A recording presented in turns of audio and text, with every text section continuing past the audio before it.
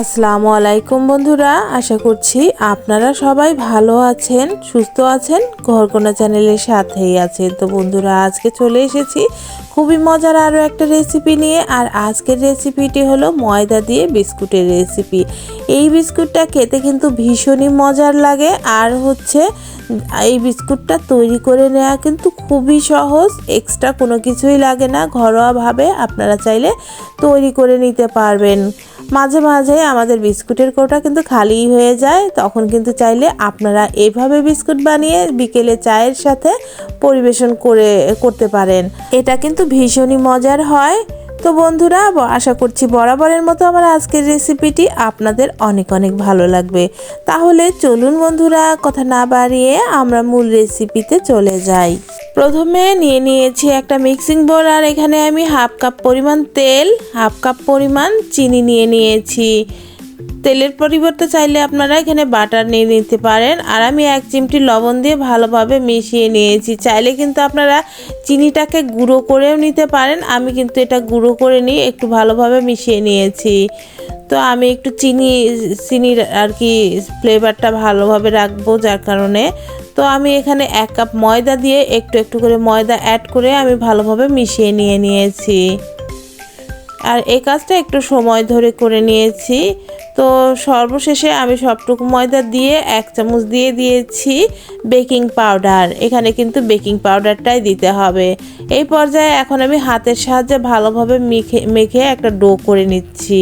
তো ডোটা কিন্তু আমার অনেকটাই নরম মনে হচ্ছে, যার কারণে আমি আরও হাফ কাপ, মোট আমি 1.5 কাপ পরিমাণ ময়দা এখানে অ্যাড করেছি। আবার ভালোভাবে একটু মেখে নিয়েছি হাতের সাহায্যে।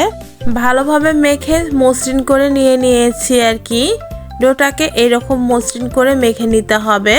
তো মেখে নেওয়া আমার কিন্তু হয়ে গেছে। এখন আমি একটা স্টিলের প্লেট নিয়েছি, আর এই প্লেটের উপরে কিছুটা ময়দা ছিটিয়ে হাতের সাহায্যে ভালোভাবে চারপাশে ময়দাটা লাগিয়ে রেখে দিয়েছি।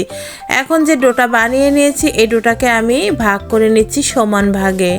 সবগুলো ডোকে আমি হাতের সাহায্যে প্রথমে ভাগ করে নিয়েছি, যাতে আমার বিস্কুটের সাইজটা সবগুলো সমান হয়। দেখুন আমার ভাগ করে নেওয়া হয়ে গেছে। এখন আমি দু হাতেই আর কি তেল মেখে নিয়েছি। এখন একটা করে ভাগ আমি হাতে নিব, হাতের সাহায্যে এইভাবে গোল করে ঘুরিয়ে নেব। তো একটা গোল করে নেওয়া হয়ে গেছে। এখন একটা নাইফের সাহায্যে এইভাবে পুরো এর বডিটা আর কি কেটে নিয়েছি। দেখতে পাচ্ছেন এই যে বিস্কুটটা কিন্তু সুন্দর একটা শেপে চলে এসেছে। আর এই ডিজাইনটাও কিন্তু অনেকটা সুন্দর লাগে দেখতে, যার কারণে সিম্পল একটা ডিজাইন আমি করে দেখিয়ে দিলাম আপনাদের সামনে। এটা কিন্তু করে নেওয়াও খুব সহজ, খেয়াল করলেই বুঝতে পারবেন নাইফের সাহায্যে আমি কিভাবে কেটে নিয়েছি।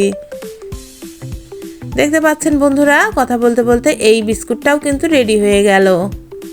এটাকেও আমি সাইডে সরিয়ে রেখেছি। আর দেখুন সবগুলো বিস্কুট কিন্তু রেডি। এখন আমি একটা প্যানে স্ট্যান্ড বসিয়ে দিয়েছি, আগে থেকে একটু হিট হতে দিয়েছিলাম। তো এখন এই বিস্কুটের প্লেটটা বসিয়ে দিয়ে ঢাকনা চাপিয়ে আমি 20 মিনিটের মতো আর কি বেক করে নিয়েছি। আর এটা মাঝারি আঁচে করে নিয়েছি। আর দেখুন 20 মিনিট পরে এটা হয়ে গেছে। কিন্তু এটা একটু এখনও হালকা গরম আছে। তো এই বিস্কুটটা কিন্তু ঠান্ডা করে নেবার পরে আরও মুসমুসে হবে। যত ঠান্ডা হবে তত মুসমুসে হবে। অনেকটাই মুসমুসে হয়ে এসেছে।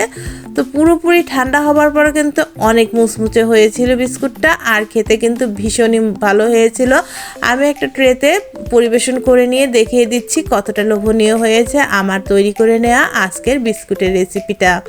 তো বন্ধুরা, আপনারা দেখে নিশ্চয়ই বুঝতেই পারছেন কতটা লোভনীয় হয়েছে আমার আজকের বিস্কুটটা। এটা কিন্তু খেতে খুবই ভালো হয়েছিল, আর আমার বাসার সবাই কিন্তু খুবই পছন্দ করেছিল। এইভাবে চাইলে আপনারা বিস্কিট বানিয়ে কিন্তু 1 মাস পর্যন্ত এয়ারটাইট কন্টেনারে ভরে রেখে দিতে পারেন। যখন ইচ্ছা আপনারা কিন্তু খেয়ে নিতে পারবেন। তো বন্ধুরা, দেখতেই পারলেন কতটা কম খরচে অনেকগুলো বিস্কুট আমি বানিয়ে নিয়েছি। আর বন্ধুরা, এই ছিল আমার আজকের রেসিপি। আশা করছি রেসিপিটি আপনাদের অনেক অনেক ভালো লেগেছে। ভালো লেগে থাকলে পরে অবশ্যই এক্ষুনি একটা লাইক করে দিয়ে আমার চ্যানেলটি সাবস্ক্রাইব করে আমার চ্যানেলের পাশে থাকবার অনুরোধ রইল। ফেসবুক থেকে দেখে থাকলে প্লিজ লাইক এবং ফলো করে দেবেন। আর বেশি বেশি করে ফ্রেন্ডস অ্যান্ড ফ্যামিলির সাথে শেয়ার করে দেবার অনুরোধ রইল। এরকমই মজার রেসিপি নিয়ে আমি কিন্তু আবারও হাজির হয়ে যাব।